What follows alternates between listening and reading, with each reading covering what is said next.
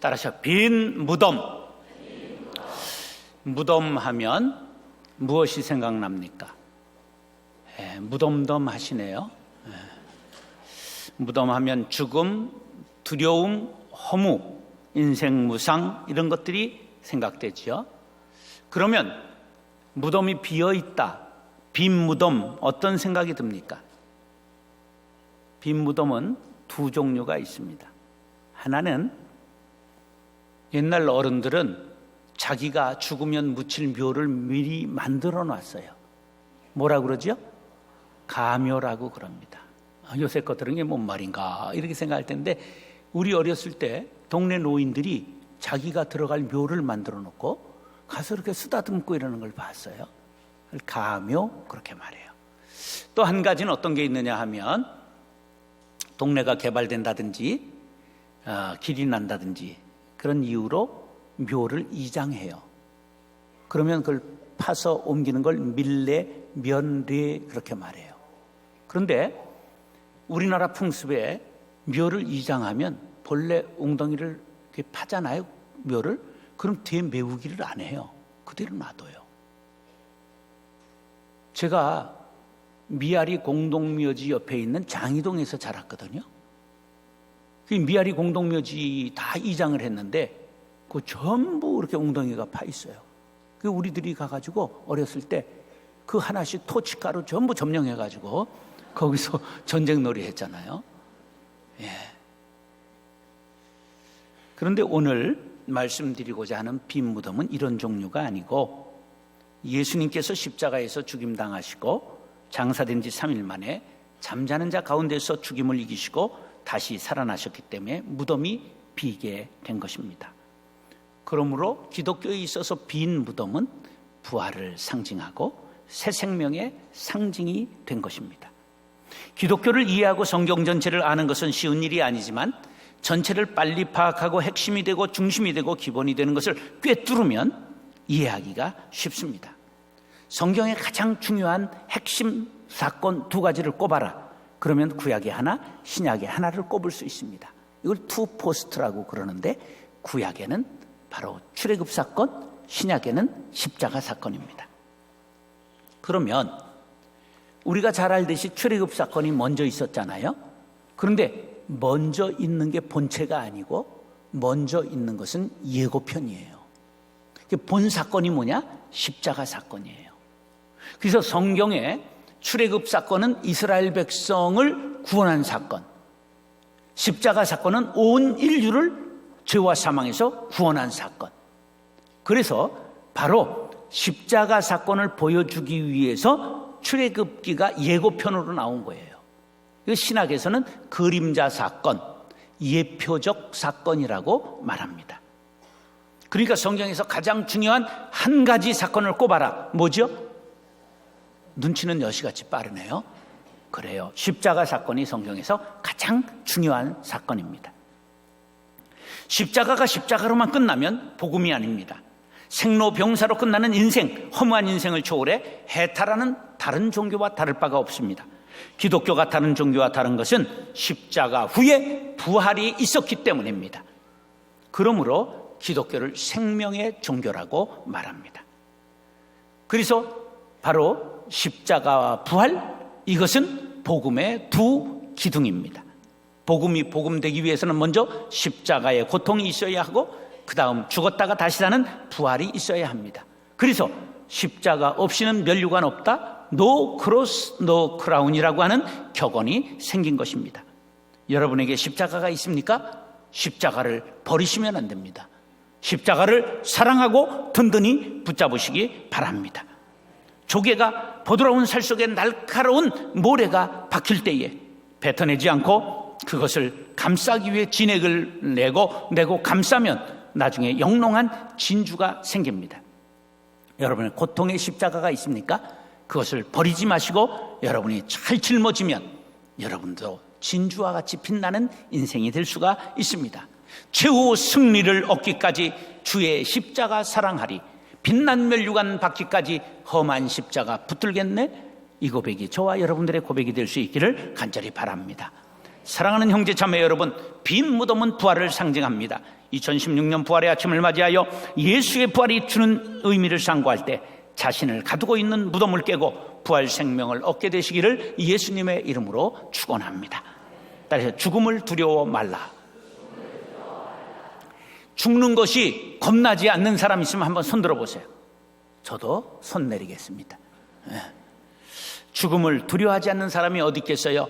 대낮에 무덤가만 가도 으스스한데, 제가 군대 생활할 때 유격 훈련을 하면 이 밤중에 금은밤 캄캄한데 병사들을 이끌고 산속에 있는 무덤을 들어갔다 나오는 그런 훈련을 시켜요. 담력 훈련을 하는 거죠. 그런데 우리 부대의 김일병이 아이고 우린 매일 무덤에서 놀았는데 그까짓 게 뭐가 무섭노? 아주 큰 소리 빵빵 쳤어요. 그런데 이렇게 이제 산길을 올라가면 거기다가 낮에 우리 모르게 도르래를 쫙 와이어를 해가지고 도르래에 귀신 탈을 이렇게 만들어 놨다가 확 덮치게 만들어 놓은 거예요.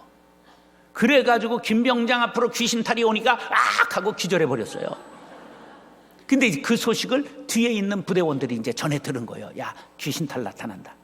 그러니까 또 오면서 그래 와봐라. 그리고 총을 거꾸로 잡고 내려오는 탈을 팍 때려가지고 깨트려 버려가지고 우리 부대원들 그날 다 깨져버리고 말았습니다. 왜? 그 탈을 조교들이 만드느라고 고생한 걸 우리가 깨버렸으니까 너희들 죽었다. 그리고서는 아주 기합을 톡톡히 받았던 기억이 있습니다. 오늘 1절로 6절에 보니까 죽음을 두려워하지 말라 이렇게 말씀합니다. 시작.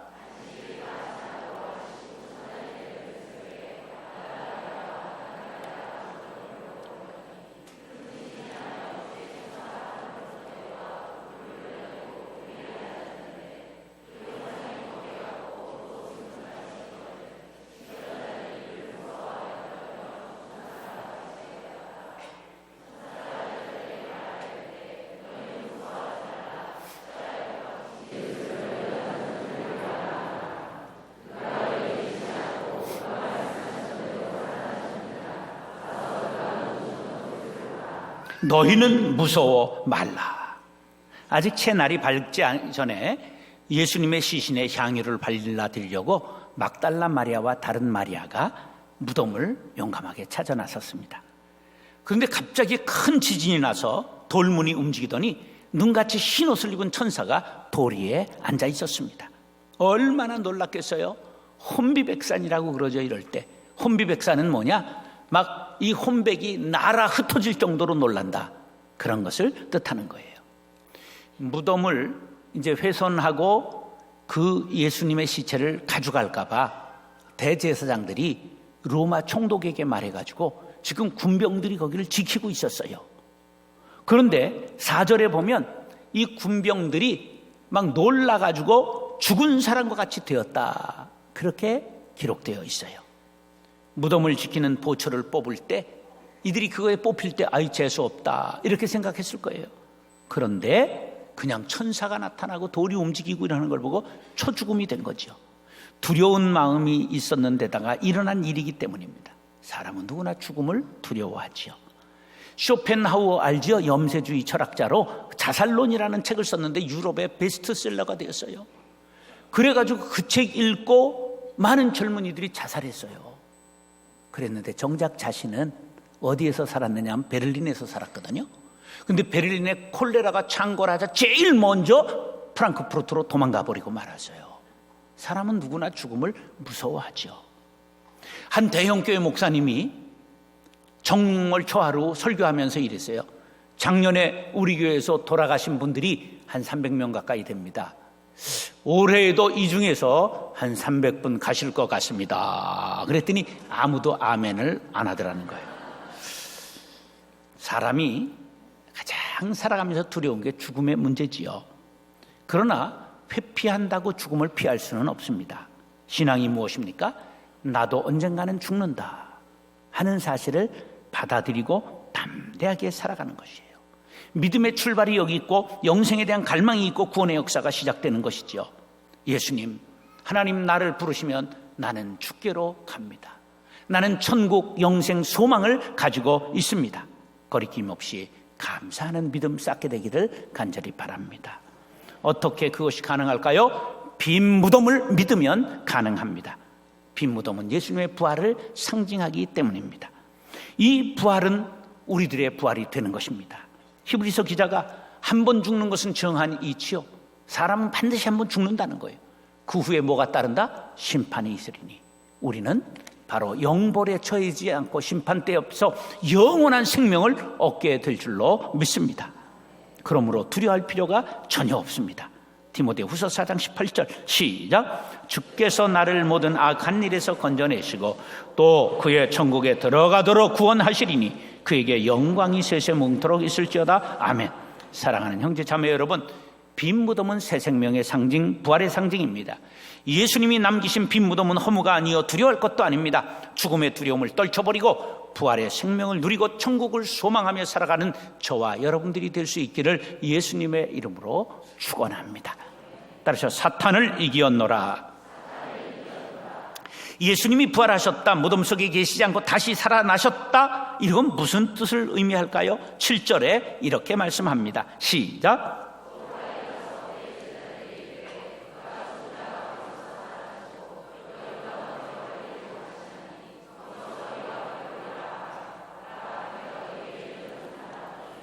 예수님의 부활을 부정하려는 사람들이 처음부터 있었어요. 누가 했느냐? 대제사장들이 했습니다.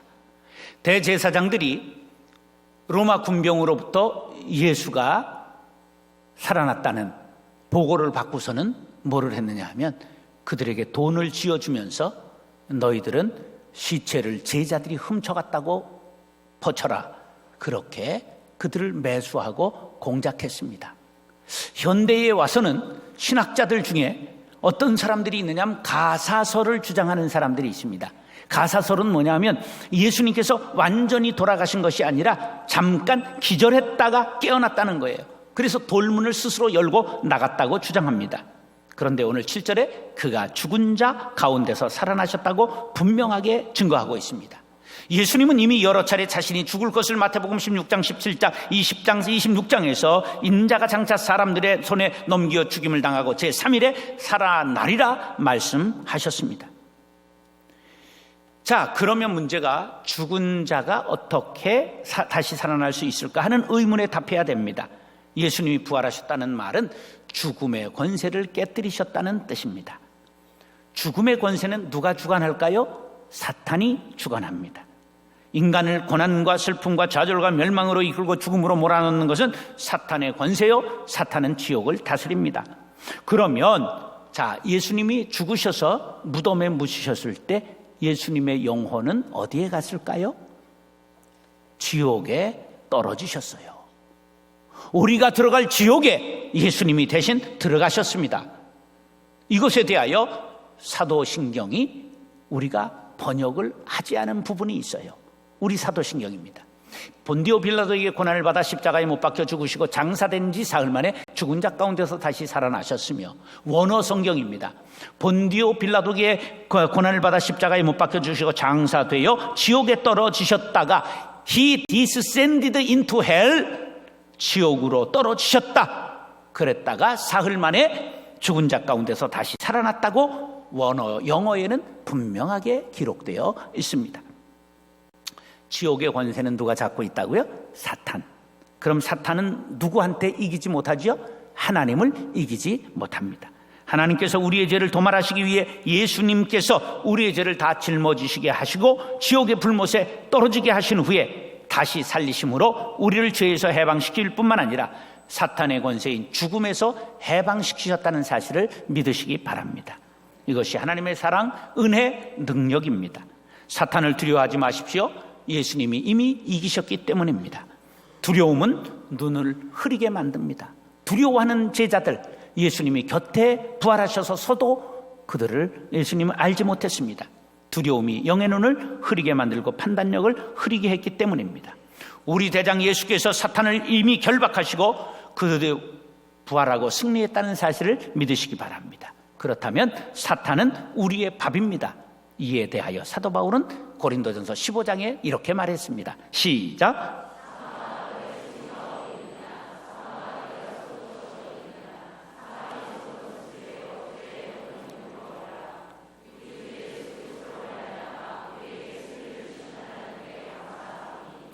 사탄은 존재하지만 사탄의 능력과 권세는 예수님이 결박해 놓으시고 승리하고 부활하신 것을 믿으시기 바랍니다.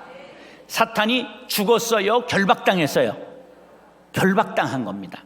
우는 사자와 두루다니며 삼킬 차를 찾지만 겁먹고 두려워하는 사람을 삼키는 거지, 우리가 그가 결박당한 것을 믿는 사람은 삼킬 수가 없습니다. 그러므로 겁먹지 마시기 바랍니다. 이것에 대하여 존 버년이 철로 역정에서 아주 재밌게 설명했습니다. 이 세상을 장망성이라고 말합니다. 장차 망할 성이라는 뜻이죠.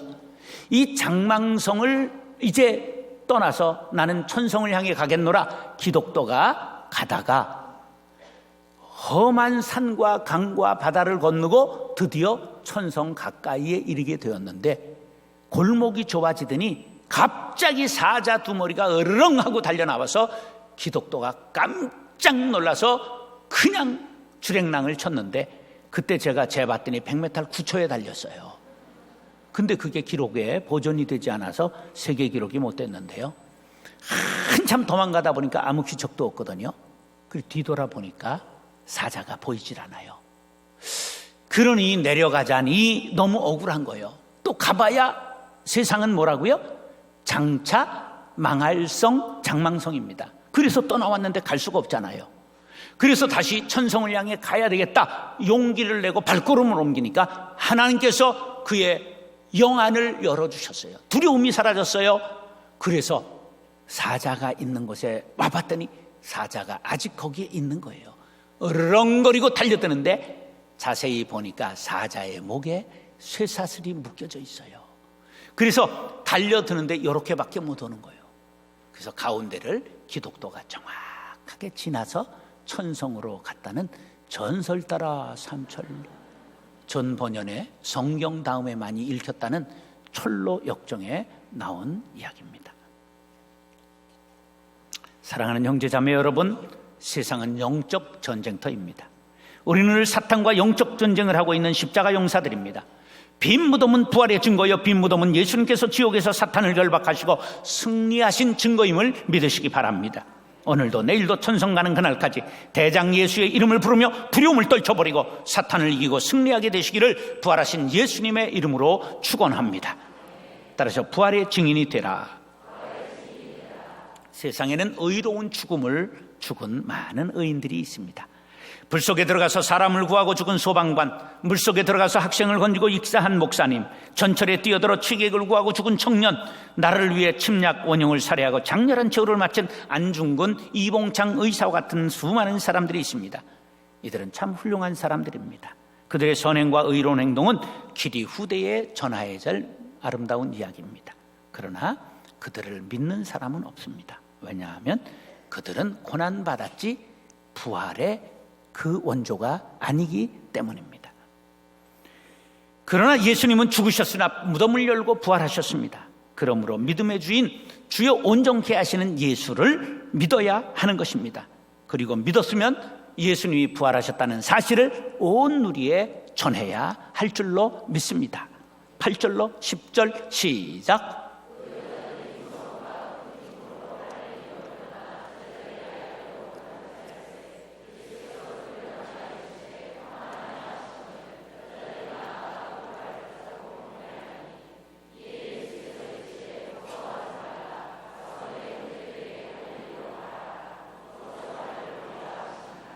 빈 무덤을 보고 천사에게 예수님께서 다시 살아나셨다는 소식을 들은 여인들이 그 기쁜 소식을 전하기 위해 달려나갔습니다. 기쁜 소식을 들은 사람은 반드시 전해야 합니다. 어떤 사람은 기쁜 소식은 혼자만 간직하고 슬픈 일, 괴로운 일, 남의 오장육부를 뒤집는 일만 전하는 놀부과의 사람들이 있습니다. 우리 그리스도인들은 기쁜 소식을 전하는 부활의 전령이 되어야 합니다. 지금으로부터 2700년 전 북이스라엘 왕국의 여호람 왕 때에 그 인근에 있었던 아람 왕 베나닷이 군사를 이끌고 이스라엘의 여러 성을 점령하고 내려오다가 드디어 사마리아 수도를 둘러 포위를 했습니다. 이 포위가 오래되자 성 안에 식량이 다 떨어졌습니다. 어떻게 했느냐? 합분태를 사 먹었어요. 뭐냐? 비둘기 똥입니다. 그것도 떨어졌어요. 어떻게 했느냐? 아이들을 삶아 먹기 시작했어요. 이런 비참한 지경에 이르렀을 때 성문 앞에 4명의 문둥병자가 있었습니다. 성중의 사람들이 들고 나야 얻어먹고 구걸할 텐데 아무도 움직이질 않으니까 이들도 굶어 죽게 되었어요. 그때 문둥병자 하나가 이럽니다. 야, 우리가 앉아서 죽으나 그저 가서 맞아 죽으나 매 한 가지 아니겠느냐? 우리 먹다가 죽자. 먹다가 죽은 귀신은 때깔도 좋다 하더라. 이래 가지고 아람 진영으로 구걸을 하러 용감하게 갔어요. 그런데 아주 아람 진영이 쥐 죽은 듯이 조용한 거예요. 이게 웬일이냐? 두드려보고 열어봤는데 아무도 없이 전부 달아났는데요. 무기도 그대로, 식량도 그대로, 의복도 그대로 놔둔 채 전부 달아났어요. 어떻게 된 것이냐? 하나님께서 천군 만마가 달려오는 소리를 그들에게 발하셨어요. 그래서 혼비백산에서 모든 아람 군대가 그냥 도망가 버리고 만 거예요.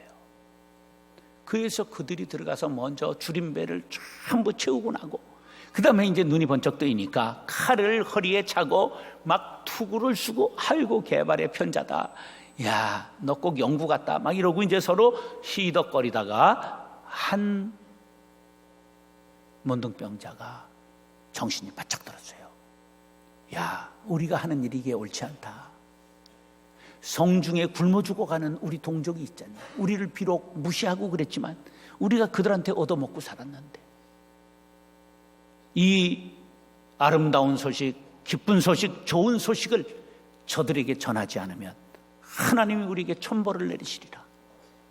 그들에게 깨달음이 왔을 때 즉시 돌아서 사마리아 성에 가서 이 사실을 전하여 사마리아가 살았다는 놀라운 소식입니다. 예수님이 살아나셨다는 소식을 들은 여인들이 이 소식을 전하기 위해 달려갈 때 예수님이 그들에게 나타나셔서 평안하뇨 물으셨습니다. 우리가 부활의 기쁜 소식을 전하려 나아가기만 하면 예수님께서 우리에게 참된 기쁨과 평안을 주실 줄로 믿습니다. 내가 너에게 평안을 주노라. 세상이 알 수 없는 참된 평안을 우리에게 주실 줄로 믿습니다. 우리의 심령과 가정과 교회와 직장과 사방의 평강이 임하게 되기를 예수님의 이름으로 축원합니다. 무서워 말라. 가서 내 형제들에게 갈릴리로 가라. 거기서 나를 보리라. 예수님께서 말씀하셨습니다.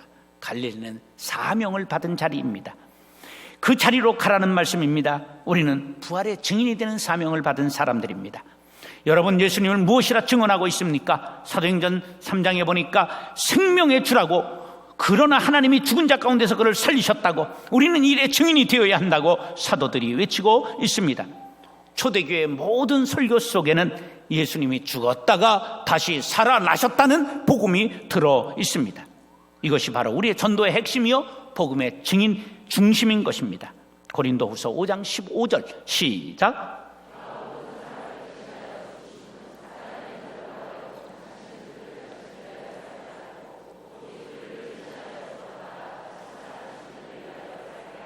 할렐루야. 예수님께서 나를 위하여 죽으시고 나를 위하여 다시 사심을 믿으십니까?